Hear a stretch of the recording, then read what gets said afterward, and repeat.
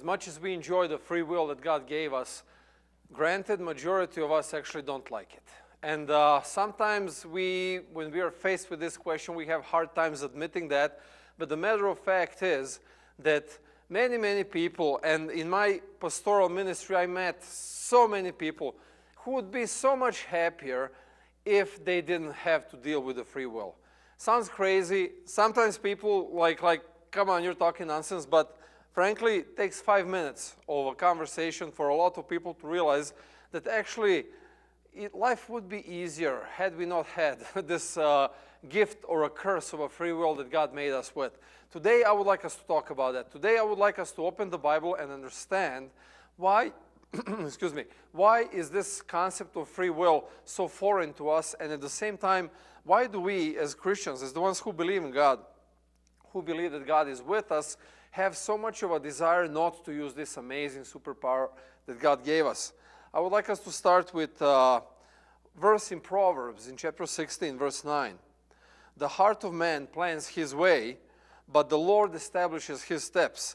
Now, this is a popular Bible verse, and you probably heard it numerous times in various sermons, and usually this Bible verse is used to describe how we actually don't have the power over our life, how we can make all of these plans and want to achieve this and that, but bottom line is God is the one that makes things happen or makes things not happen. And essentially a lot of people would use this Bible verse as an excuse to say, well, we don't really have this ability to choose. I hear something completely different in this Bible verse. This Bible verse tells me something completely the opposite. This is what I hear, my friends. Lord is going to establish your steps. But in order for him to do that, what do you have to do? And who goes first? You see, that is what I read when I read this Bible verse. Lord is eager to establish your steps. He's eager to open the doors, to close the windows, to provide a way for things to happen in your life. But you are the one who is making the first step. You are the one who is going to be, I'm going to do this, I'm going to do this, I'm going to do this. Okay, let's go for it. And then we see how things pan out. You see, the problem is not that God is not interacting in our lives and we are wondering, why is God not so present? The problem is that we are not present in our lives.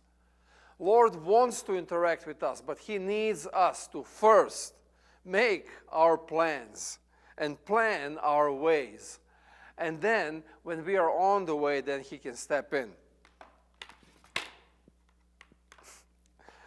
My name is Pastor Miloš. I'm the Associate Pastor in the Arvada Adventist Church. Welcome to our TV program. I hope that this message is going to be a blessing to you as much as it was to me while I was preparing it, and as much as it was to my church when I was sharing it. And I say this every single time, but this is my sincere desire, that these half an hour that we're going to spend together are going to be a half an hour of something new that you're going to learn from the Bible, something new that you're going to learn about your life, and something new that you're going to learn about yourself, where you can raise above, where you can improve, where you can become a better person today than you were yesterday. Embrace yourself to become an even better person tomorrow than you are today. That's the whole purpose of connecting with God. That's the whole purpose that we do our church ministries. That's the whole purpose that God called me to this ministry, to help you guys understand God better, understand yourself better, and then grow in deep relationship with him and become the person of fullness in this life that will enjoy every single moment of your life and give God the glory in every one of those moments. So, as I said, today as we go through this message, I want you to brace yourselves, because I will ask some questions that you might not want to hear. You might disagree, but just bear with me. Stay with me all the way through the end, and I believe that the Lord is going to bless both me and you so we can come to this understanding of what does it mean to really properly use this superpower of free will that God gave us. And I call it the superpower because with the ability of free will, we can literally prevent God from working stuff. We can literally stop God in his tracks as he's doing things because we choose differently. Why? Because God designed us that way. God designed this relationship between us and him that way. And that's why a lot of things that happen in our lives happen not because God didn't want to get involved, but because we didn't give him the opportunity to. We will talk about that as well. First, let me share a very sad sob story about my life. Last week, I crashed my beloved truck. Ever since I moved to the United States, one of the parts of the American dream was to have my pickup truck. Where I come from, we didn't have pickup trucks at the time. Now I see some of them showing up, but over there, you only had like a semi-truck and then you had a minivan. There was no transition in between. So when we moved here, that was like a symbol of freedom, having a pickup truck. And I actually didn't get one for 20 years. So finally, this last summer, I get a truck. And it's a beautiful white Ford F-150, and I love it, and I enjoy driving it, and it's so awesome. And then, through a sequence of bad decisions last week, I ended up crashing it. I ended up rear-ending a guy on a traffic light because, let's go this way. First, I had about 3 hours of sleep that night. Then, I had a really busy day. And I was really trying to cramp and get everything done into this busy day. And Pastor Gordon, my boss, he even told me, like after lunch, he's like, listen, you look tired, you're not working well, you're not functioning well, just take the rest of the day off, go and get some rest. I'm like, no, we have to finish this, we have to finish that, I'm going. So around 3 p.m., I am already like, obviously tired, but not really aware of that. And I just remember that I am driving, there is a car in front of me, there is a traffic light, and the traffic light is green. And I see that the traffic light is green, and in that moment, I see this car in front of me standing, like right there. It was just there on the corner. He was turning right, and he stopped for a pedestrian. I was too slow to respond. By the time I swerved, I kind of hit the side of the car, and I cried a lot. I have to be honest about it. But here's the thing. This is the main thing that I kind of got out of it. After everything was said and done, the next day you kind of start evaluating things like, why did this happen? Why did that happen? How could I have avoided it? I came to realize that, yes, there was this sequence of bad decisions that I made pretty much starting with the day before to stay up late. But the bottom line is like this sequence finally led to a resolution in this unfortunate event that happened. And there is no rewind button. I can't go back and fix it. I can just keep the lesson for the future. But there is also one more thing. I was really thinking a lot about this. Like, what could I had done to prevent this from happening? And I realized, like, hey, if I only had this self-driving car, for example, or if I had if I had those sensors that would kind of break if I'm not paying attention and so on, I wouldn't have had this problem. But then life doesn't work that way. Yes, with a car you could do it, but in life, in a real life, there are no sensors. You simply go with the flow, and if you're not cautious, bad things happen. If you pay attention with your plans and the things that you're doing, then good things happen. But the only way that I could really prevent myself from this pain that I experienced was not to drive. Right? Now, this is the irony of the whole story. If I take this as a life lesson that applies to the whole life, a lot of people who are believers, who say that they believe that God is with them, a lot of people choose not to drive because they don't want to experience these uncomfortable events in life. Sometimes uncomfortable events, we can foresee them. Sometimes we can't. Sometimes they happen completely outside of our power. But the bottom line is that life tends to be uncomfortable every once in a while, and very often the solution is, Lord, what am I going to do right now? Lord, can you please help me? Lord, can you please help me with this? Can you please help me with that? And so on. We kind of have this superpower of free will to now play with these problems, to see how we can solve them, to make our lives better. But we just take that and we toss it back to God. Like, Lord, can you please do it? Can you please take care of it? And then you know what? This is the rough part. He does nothing. He does nothing. And that's why a lot of people find it hard to believe in God, because God does nothing in these moments. But the dynamics between us and God is exactly the way that it corresponds with these events. God is not going to solve your problems. You are in these problems in order for you to be able to grow, in order for you to become a better person than you are today.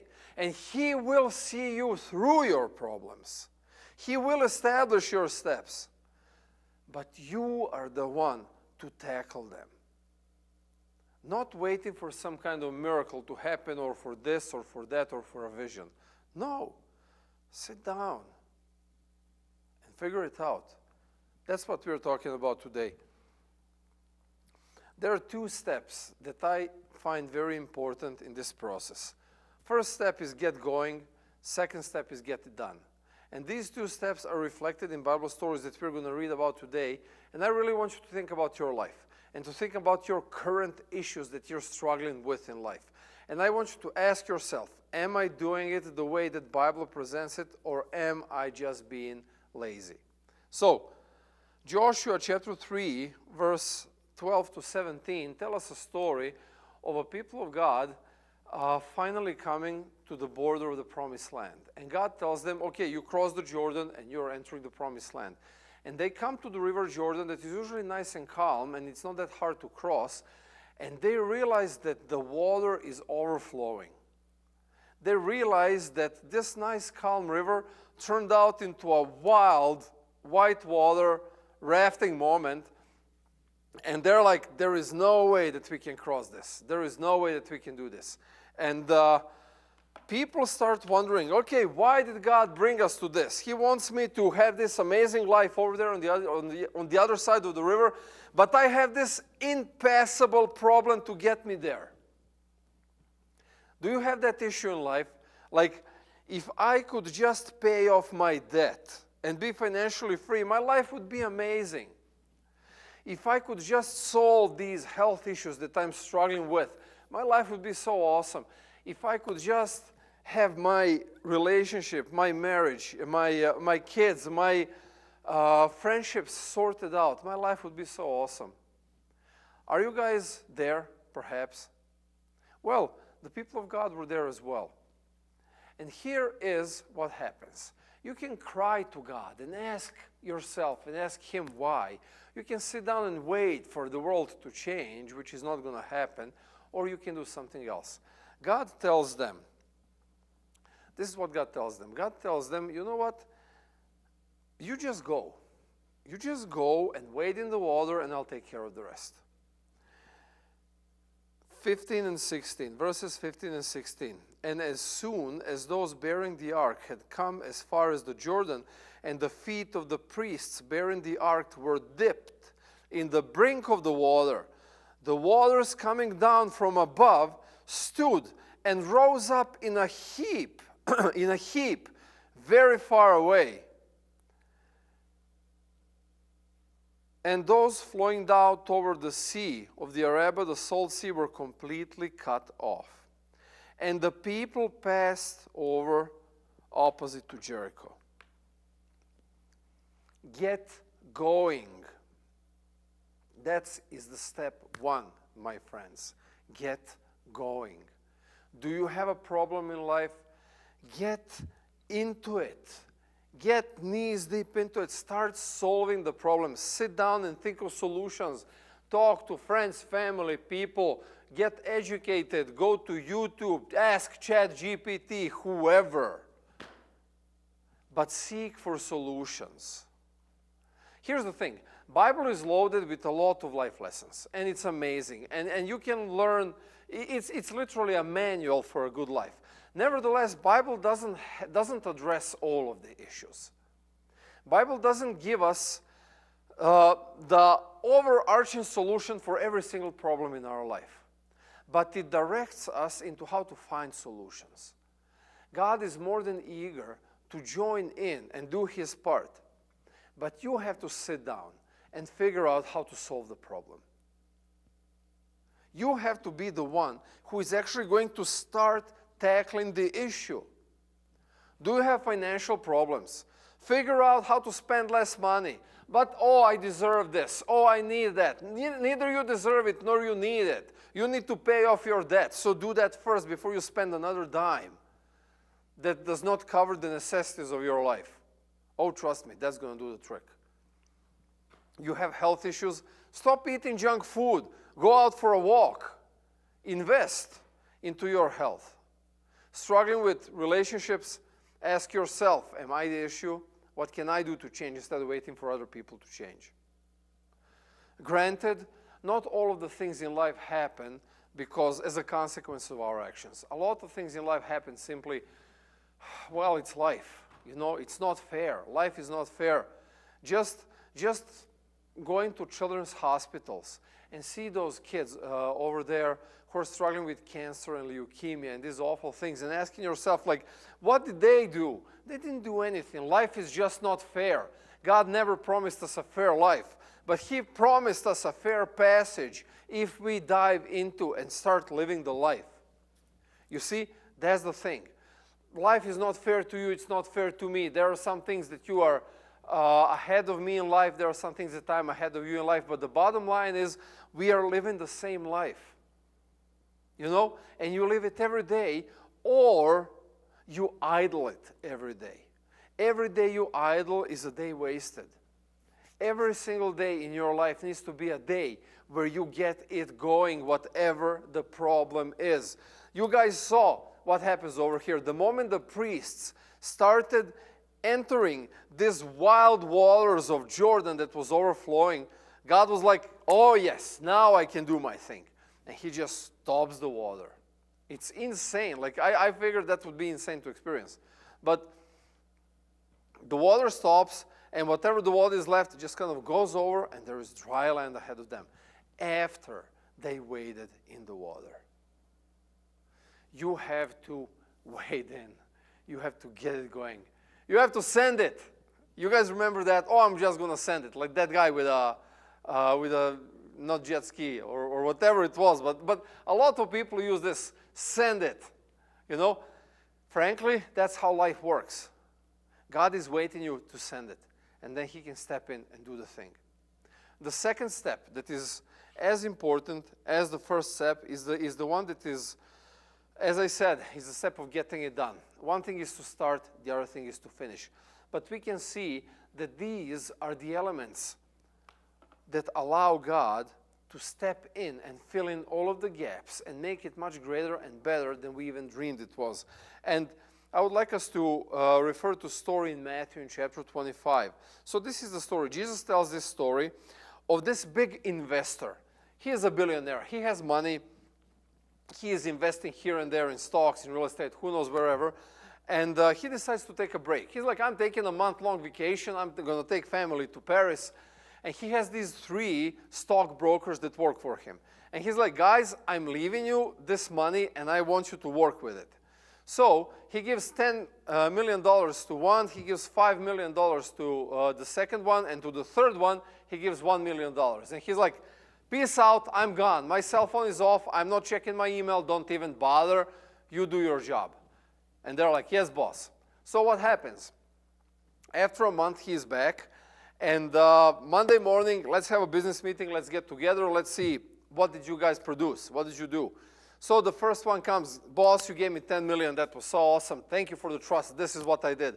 I worked on the stocks over here. I worked on the oil over here. I put some into the agricultural. I got you 10 million more.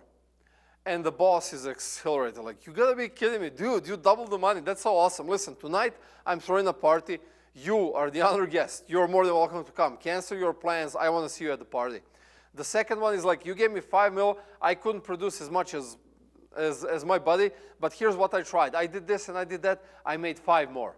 And the boss is as excited. Like, he is not like, oh, okay, fine. No, boss, he's as excited.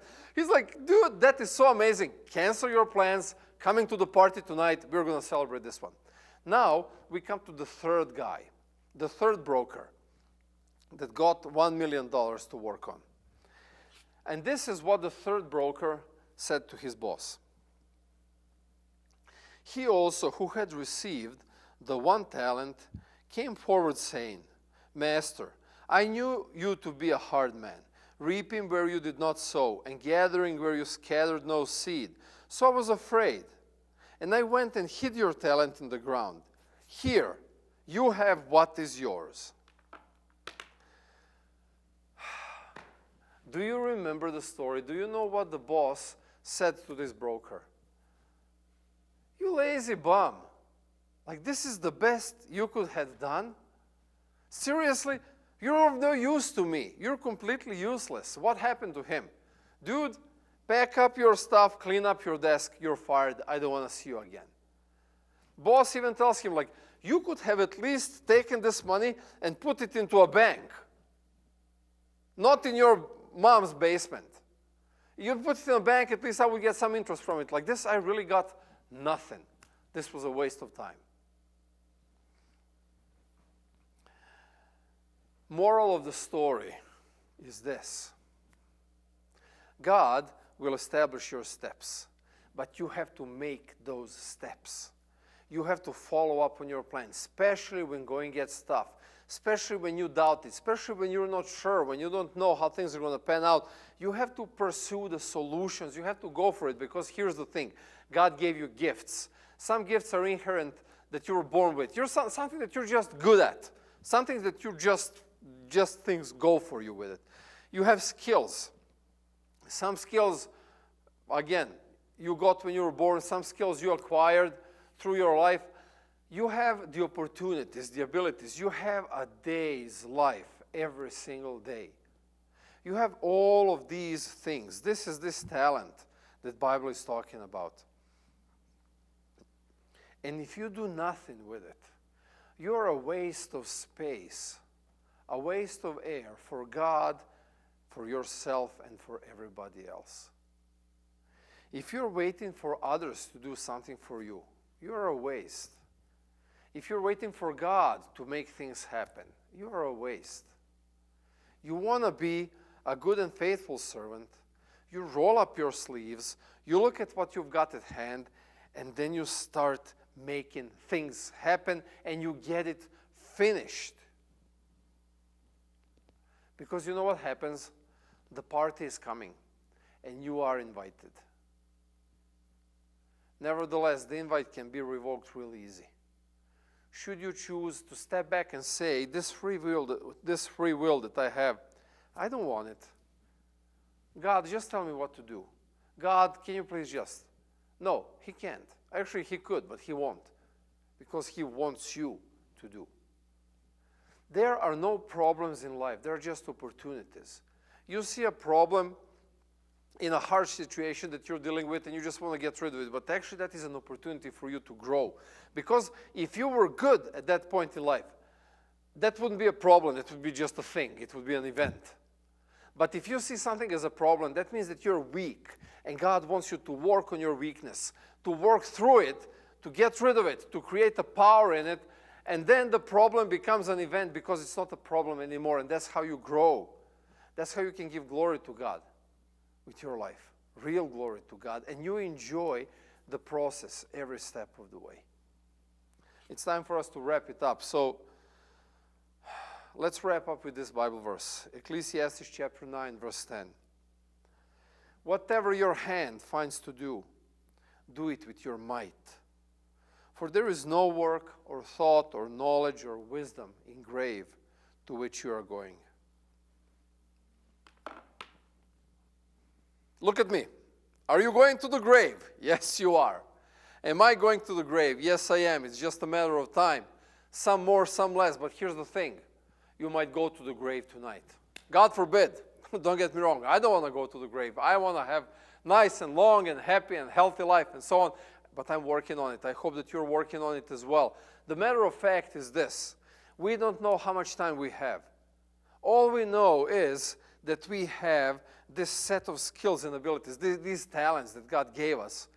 And we can make life happen right now, right here today.